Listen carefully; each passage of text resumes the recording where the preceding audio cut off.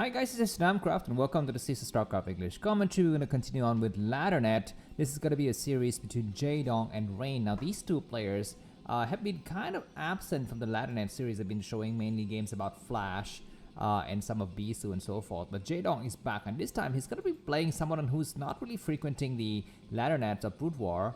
Namely, it is going to be, Rain.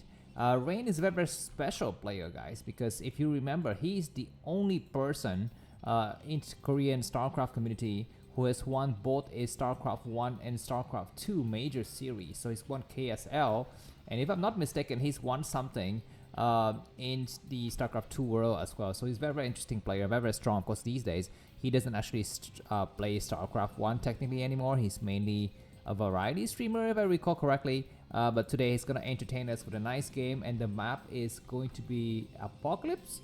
Let me just quickly show you the map artifact at the bottom left of the screen thumbnail. There it is. And in terms of ELO score, this map is going to be, let me see here, so PVZ. So for Protoss, Apocalypse has got 49.7% rate. So this is a rather balanced map for these two players. So we shall see what awaits us. It looks like Rain is going to be coming up with a forge opening. Kind of unusual these days. We normally see gateway first, but this time Rain want to do something a bit more classical. He's going to be facing up against a 9 pool coming up from Jaedong. Jaedong's going to start the quickly expand to his natural here. I'm just going to give you some information about the rankings of these two players. So Rain, he is currently not ranked on the ELO board of the professional Brood War players. As for Jaedong, he's number 5 as of today. So he's number 5. He's very, very strong. On Laddernet, however, the situation is very interesting because Laddernet, like I mentioned to you several times, players don't tend to take Laddernet ranking seriously. And Jaedong is ranked 42 there, whereas Rain is ranked 79. So that is what it is for you guys. We're going to be having quite interesting encounter cannon going up because we're going to be having double Zerling coming out from Jaedong. Now this game, is it guaranteed to be epic?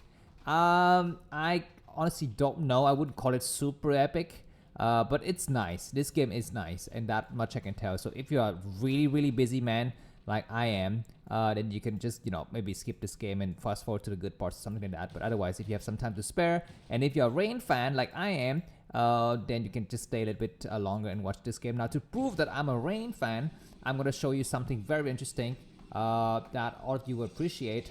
Maybe some of you have seen this before. It's going to be a picture between me and Rain. That's right, when Rain was just a boy and I was just a boy. We were just having some good times together, and I took this picture, I think 2000 I'm not gonna review the exact year, but I'm gonna say that it's 2010-ish. Basically, that was a long time ago, right? Maybe Rain was 15 or something like that. He was not even on the the regular roster for SK Telecom. He was like on the backups, man. He was like the substitutes, Of course, Best was a king back then. He was a celebrity. So was Bisu, and who else was on that team? SK Telecom. Best, Bisu are the only two players I remember. I think Sak was there. And a couple of other players. Anyways, Zerling chasing this probe. This probe is gonna check out the 1 o'clock position. No, he returns. And does Jaedong go for something sinister? No, he's gonna go for the Noble Zerg style, which is there first. We have the first Zelle coming out right in the face of the Overlord. So that Overlord is gonna go back and maybe alert the Zerglings at some kind of defensive formations.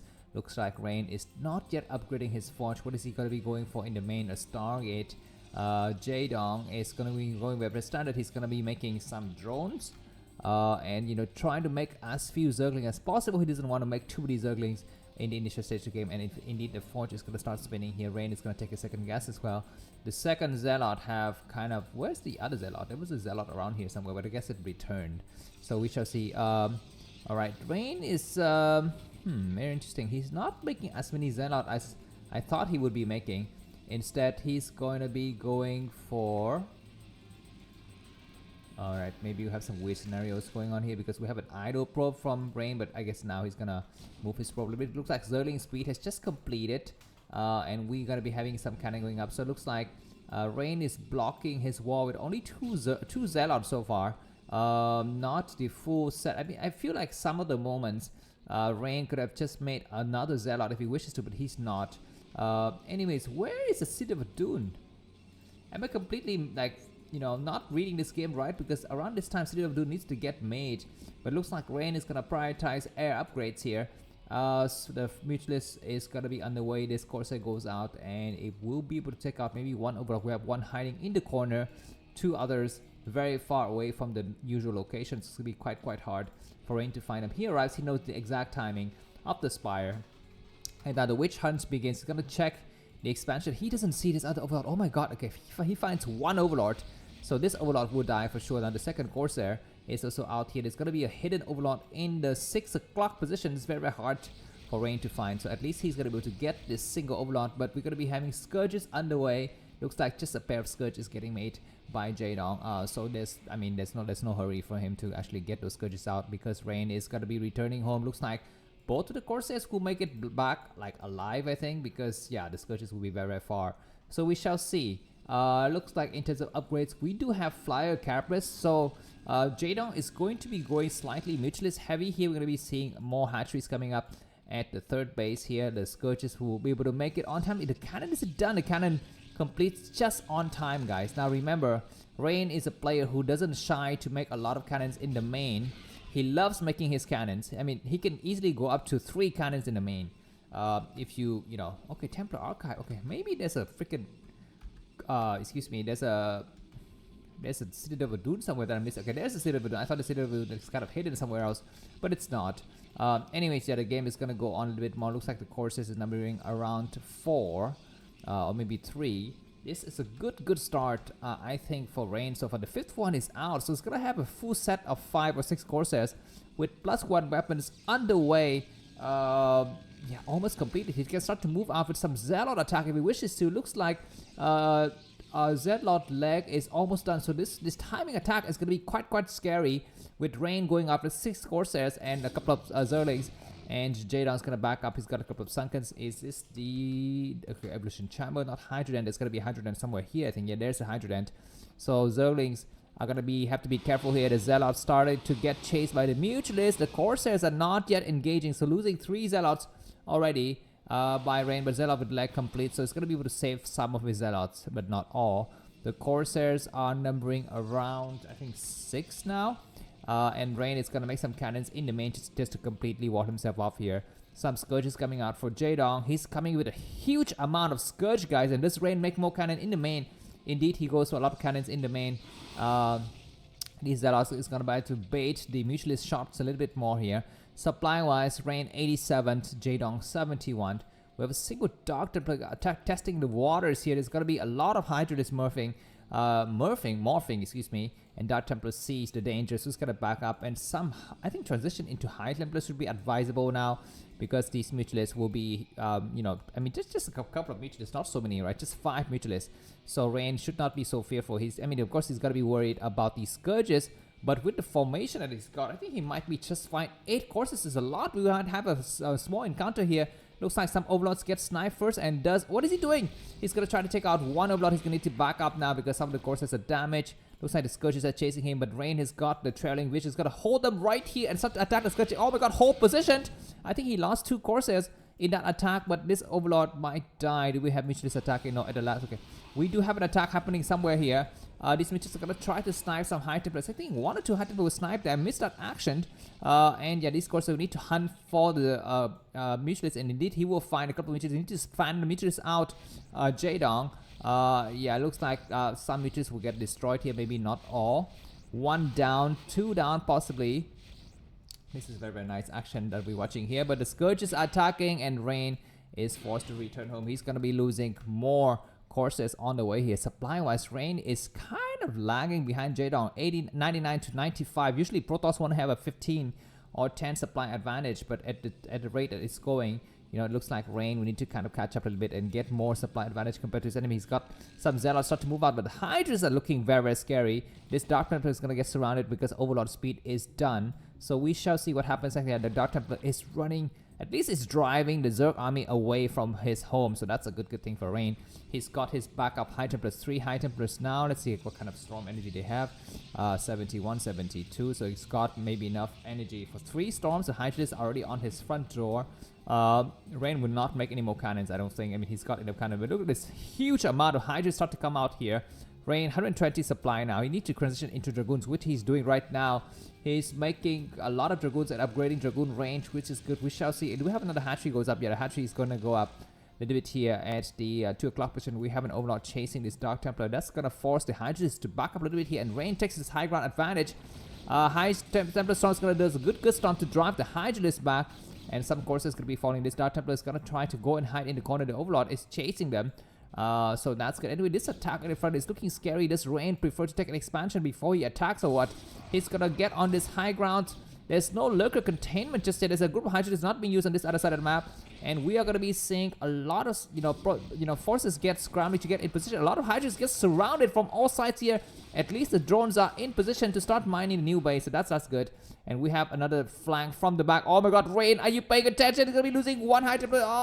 He's going to be losing all of the Hydra except one. He was able to cast one storm only. But at least now Rain is going to expand to the 6 o'clock position. So we're going to be having 3 base Protoss versus 4 base Zerg here. Some units chasing the Hydralisk on the other side of the map.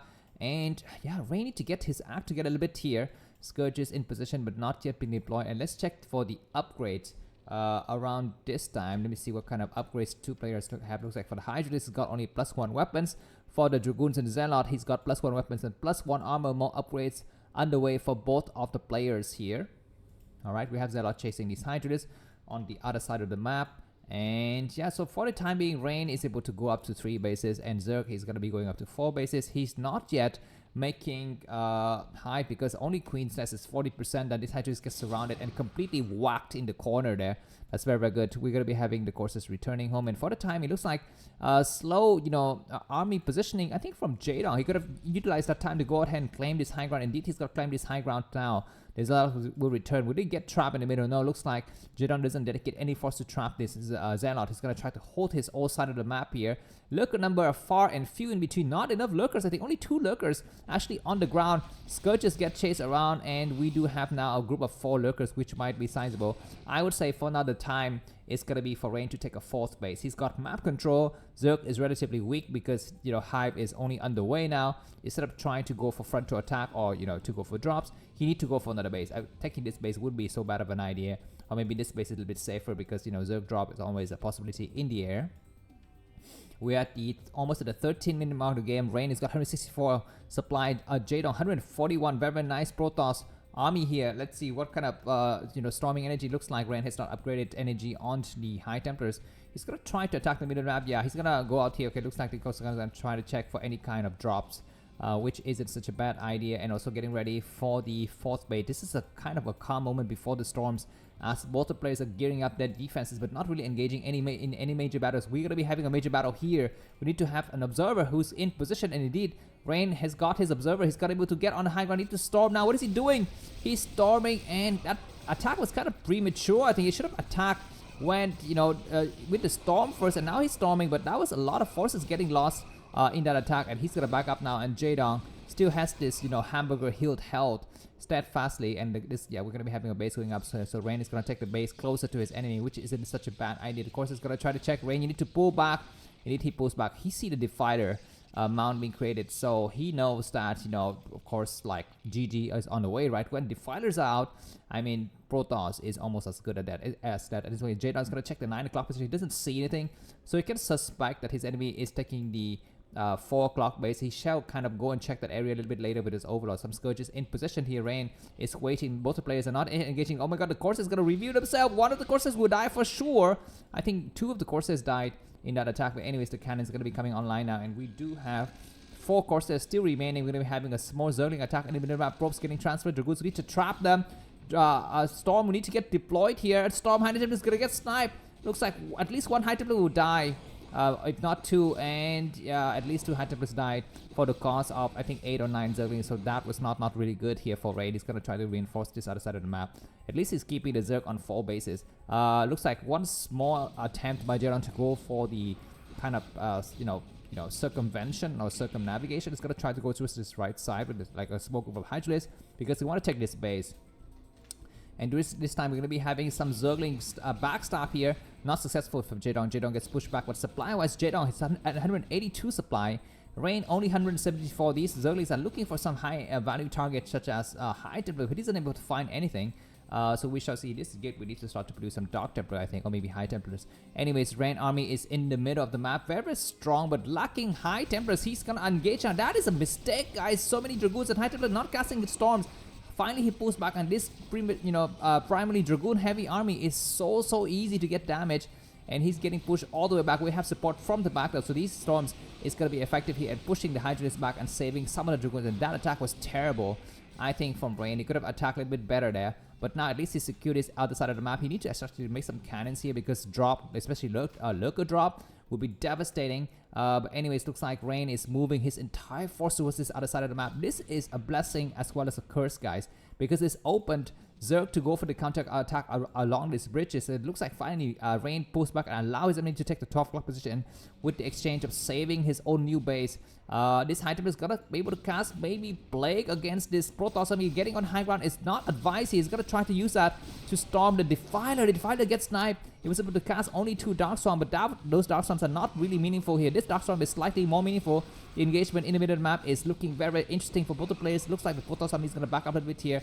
And the Lurkers are moving forward, but beautiful repeated storm is good for Rain to actually gain a little bit of advantage in that attack. And now Rain is going to be going up to 5 bases during this time. Jaedong is going to take his own base as well. Nidus Canal is going to get created to kind of connect all of the bases. We're not seeing, okay, there's one Nidus Canal. I think the other Nidus Canal is going to be here. It looks like, of course, it's going to try to check for any kind of expansion. And Rain will see that there's going to be a little bit of expansion. We have an attack against this area, but there's already a High Templar, 2 High Templars in position. Observer is able to spot the situation here. He needs to storm from these High Templars. He's waiting to cast a storm. He's going to cast a storm where High Templar is going to get sniped. He needs to storm his own cannons, I think. Is he going to be able to successfully do it? He's going to be able to take out 1 or 2 Zerglings, but the rest of the Zerglings are flying right through Zealots, attacking, and the Archon needs to get involved as well. A lot of cannons are falling, so this is a nice attack for Jaedong, trading very efficiently and bleeding a lot of Protoss army. But at the last minute, I think this attack might have been contained. I don't know. The counter attack on the other side of the map is looking equally scary as well. It's thrusting right into the heart of the Protoss army. Jaedong 177 supply, Mini with 149, and this attack against the third base is very scary. He's gonna gain this high ground advantage, but at least Protoss contain this area, which is great. And yeah, this base will fall, but High Templar is getting ready to cast some storm. Not enough Dark Storm, and 1 storm against the Lurkers. The other storm is gonna eat up a lot of Zealot as well. Not a lot of observers in position. And at the last minute, Drain GG, Jaedong takes this game. Thanks for watching. If you like this video, buy me coffee. The link is in the video description. Have a good day. Bye bye.